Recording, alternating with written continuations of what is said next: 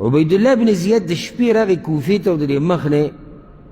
کپړه تاو کړې وه، صرف دا سترګې ښکارېدې، په خلکو باندې تېرېدو په کوفه کې د شپې سلام به یې واچو، نو خلکو به ورته وعلیک السلام یبن بنت رسول الله، په تا دې سلامتیایي ای د پیغمبر صلی الله علیه وسلم د لورې زویه. خلکو دا مطلب و چې حسین رضی الله عنه راورسېدو خو د شپې راغی پټ راغی. نو کله چې هغه دا خبرې واورېدې چې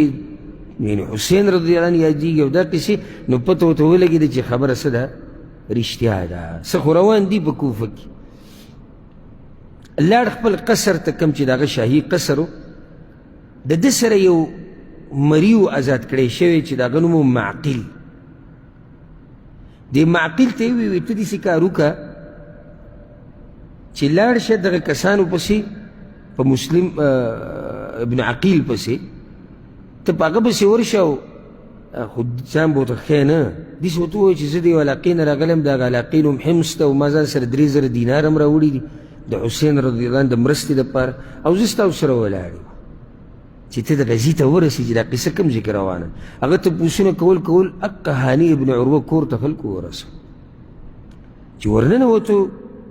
دا معقل چې وی کتو مسلم ابن عقیل ناست دی او خلکو سره بیعتونه روانه کړي، ده سره هم بیعت وکړو 3000 دینار یې هم ورکړو. اوس هغوی خو د ده په قصه نه دي پوه چې دی ولې راغلی دی، بس دی بیا په مخه توراتو او نوې خبر به یې چاله وړو عبیدالله بن زیاد. کله چې دا خبره دقه شان روانه وه او اکثرو خلکو بیعتونه وکړو د مسلم ابن عقیل سره، مسلم ابن عقیل خط ولګو حسین رضی الله عنه ته چې خبره تیاره ده.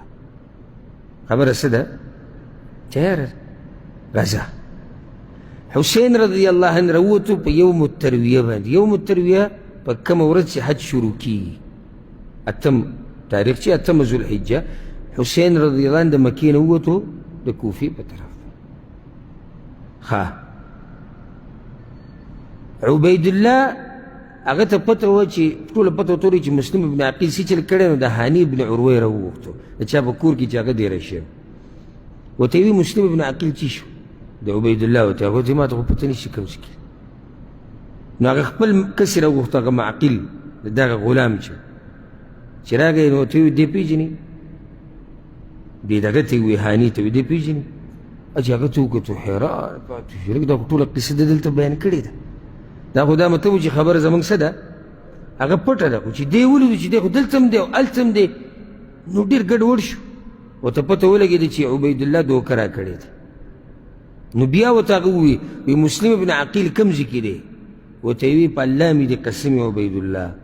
که چېرته مسلم ابن عقیل زما د دې خپې لاندې وی ما ته لا خپه هم نه اوچتوله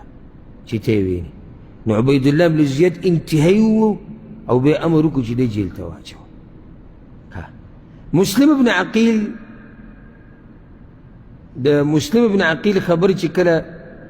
مسلم ابن عقیل ته چې کله دا خبر ورسېدو چې عبیدالله بن زیاد هاني یې څه کړی دی، جیل ته اچولی او وهلی دی. 10,000 کسان یې ځان سره تیار کړو، عفوا 4,000. مسلم ابن عقیل 100,000 کسان تیار کړو، 4,000. دا قصه ګورئ دغه شان په تسلسل سره یاد ساتئ چې تاسو ته آخري نقطه بیا یادوي. 4,000 کسان یې ځان سره ملګري کړو او لاړ د عبیدالله بن زیاد قصر محاصره کو، د هغه چې کوم ځای د اوسېدو د هغې نه ګیر چاپېره 4,000 کسان ودرېدو په مشرتیا د چا کې؟ مسلم ابن عقیل. د کوفې والا ورسره ټول وتي وکړه. نو عبیدالله ته پته ولګېده چې قصه خو یعنې دوی خو جنګ کوي. نو مشران یې را جمع کړو، مشران د کوفې چې هغه ډېر مخورس خلک وو، هغوی له یې مالونه ورکړو انتهایي، او ورته ویې خذلوا الناس عن مسلم ابن عقیل. داسې کار وکړئ چې د مسلم ابن عقیل نه دا خلک لرې کړئ، دی یوازې کوي. هر څه چې تاسو کولی شئ ویې کوئ، خو د ده نه دا خلک لرې کوي. د ده د ملګري دا چې ده سره اوس ولاړ دي دا ترې وشړئ، او زه به تاسو له دا درکړم او زه به تاسو له دا درکړم. او دی ورته وایي که منئ نه که نه، نو د شام نه د باندې داسې لوی لښکر راولم چې داسې تباه و برباد وکړي. یا هغوی څه ویرېدو،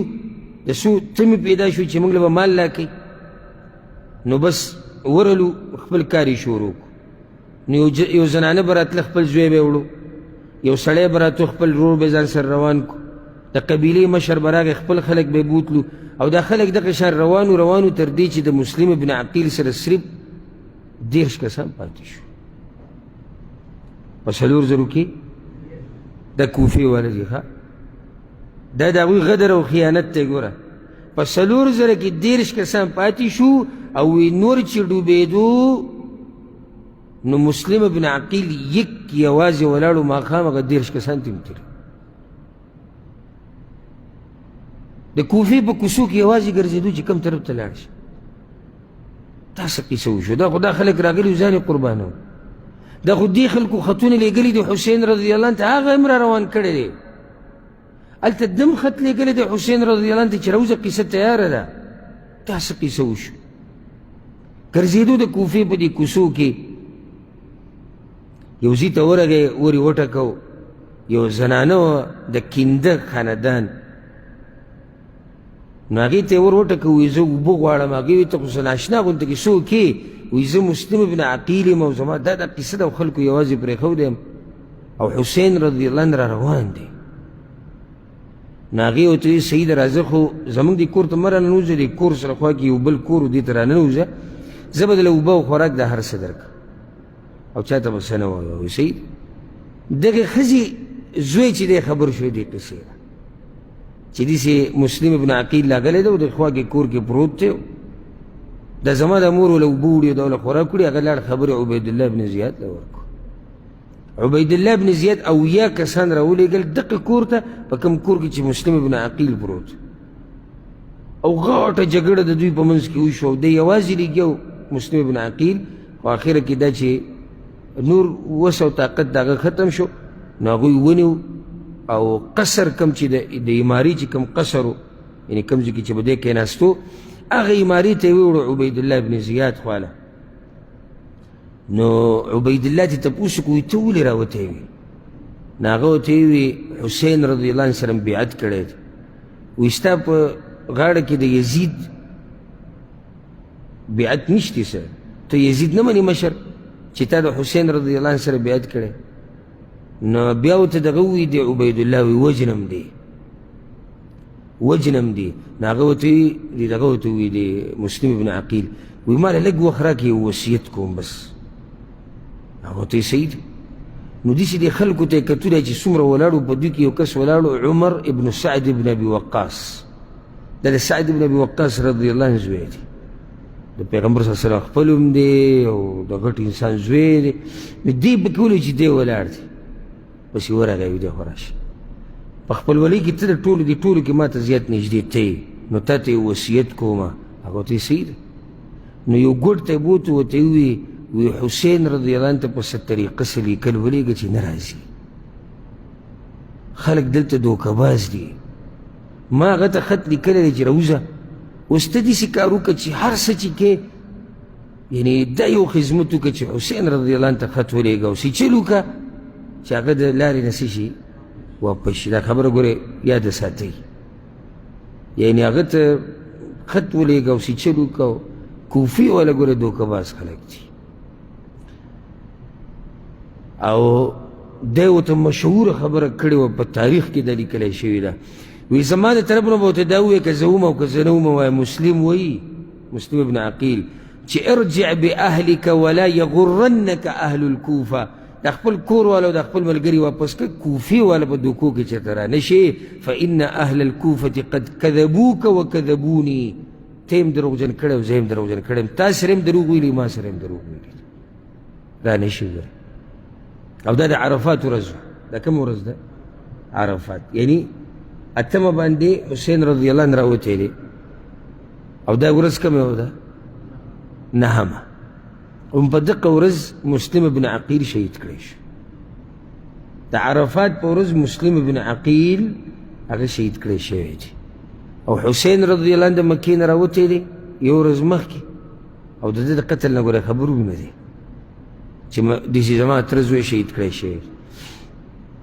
سبحان الله ګوره ډېرو صحابه کرامو ګوره دې دغه ته وویم حسین رضی الله عنه ته مه وځه خو هغه دا سوچ کو چې نه لکه ګوره چا منع کړی دی عبدالله بن عمر عبدالله بن عباس عبد الله بن عمرو بن العاص